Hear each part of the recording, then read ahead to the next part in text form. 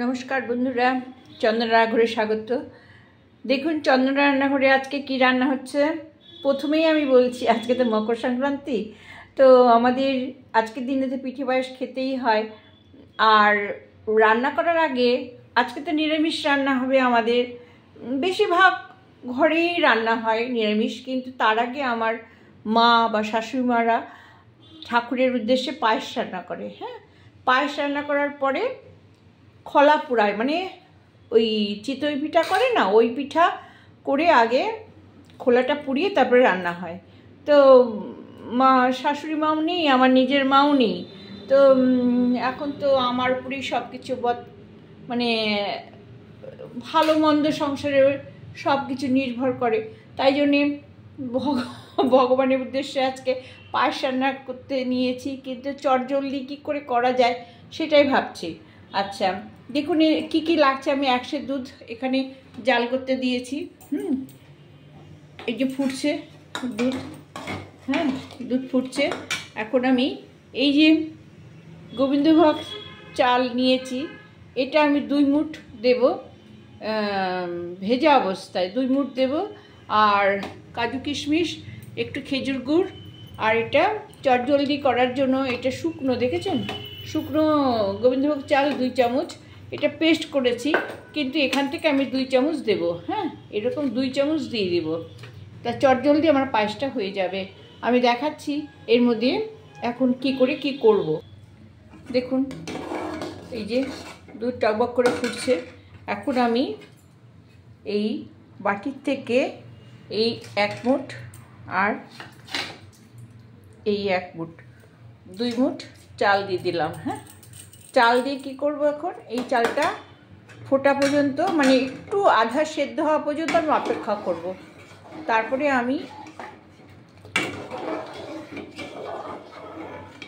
এলাচ আর 2টো এলাচ আর 2টো তেজপাতা আমি দিয়ে দিয়েছি এর মধ্যে। হ্যাঁ, 2টো এলাচ আর 2টো তেজপাতা দিয়ে দিয়েছি, আর চালটা দিয়ে দিয়েছি। এখন চালটা সেদ্ধ হবে, তারপরে আমি চাল সেদ্ধ হয়ে গেলে তারপরে আমি গুড় দেব। গুড়ে যদি কেটে যায় দুধ, সেই জন্য আগে 2-4 চামচ চিনি দিয়ে নেব। হ্যাঁ, তারপরে গুড়টা দেব, কাজু কিশমিশ দেবো, চালগুলো দিয়ে ভালো করে ফুটিয়ে খিরখির করে নামিয়ে নেব। হ্যাঁ, যতক্ষণ এই চালটা না সেদ্ধ হবে ততক্ষণ ওয়েট করতে হবে আপনাদের। দেখুন বন্ধুরা, চলে আসলাম। এই যে চাল দেখুন আধা সেদ্ধ হয়ে গেছে। হ্যাঁ, ভেতরে মাঝ নেই। তাহলে এখন কি করব, এখন আমি এই যে 4 চামচ চিনি, মানে টেবিল চামচের 2 চামচ চিনি দিয়ে দিলাম, আর কাজু বাদাম ছেড়ে দিলাম,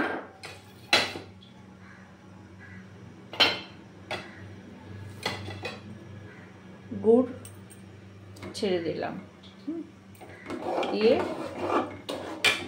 এবার এই যে চালটা পেস্ট করেছি এটা 2 চামচ দিয়ে দিলাম। দিয়ে এবার আমি অনবরত নাড়ব। হ্যাঁ,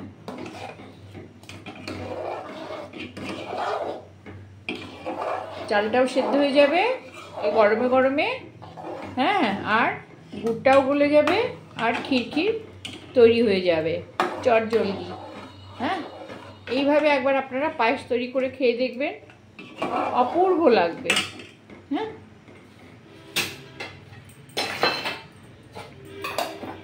চটজলদি কত তাড়াতাড়ি পায়েস করা যায়, কারণ আমাদের এখনকার প্যাকেটের দুধ ভীষণ পাতলা, জাল দিতে দিতে আমাদের অনেক সময় চলে যায়।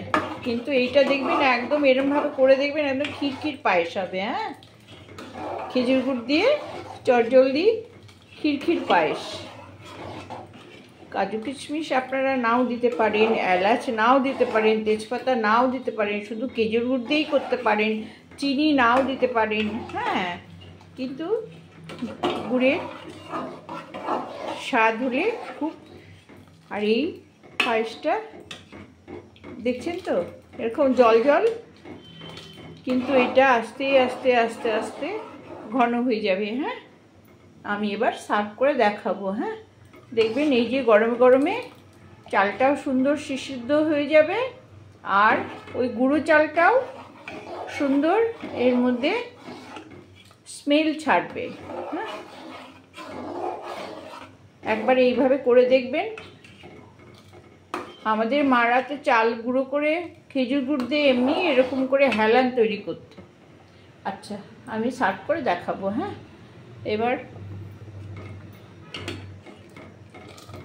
দেখছেন এরকম কিন্তু নামাবেন। হ্যাঁ, এটা ধরে চাপা দিয়ে এইভাবে ঢেকে রাখবেন। হ্যাঁ, এইভাবে একদম ঢেকে রাখবেন, তাহলে সেন্টটাও বেরোবে না, আর এটা ক্ষীর হয়ে যাবে। আমি 5 মিনিট বাদে আপনাদের দেখাচ্ছি। হ্যাঁ, 5 মিনিট বাদে চলে আসলাম, দেখুন কেমন সুন্দর হয়েছে। হ্যাঁ,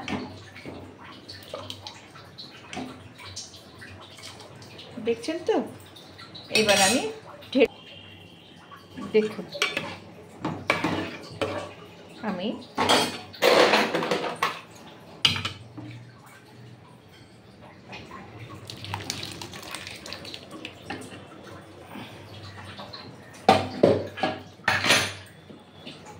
দেখুন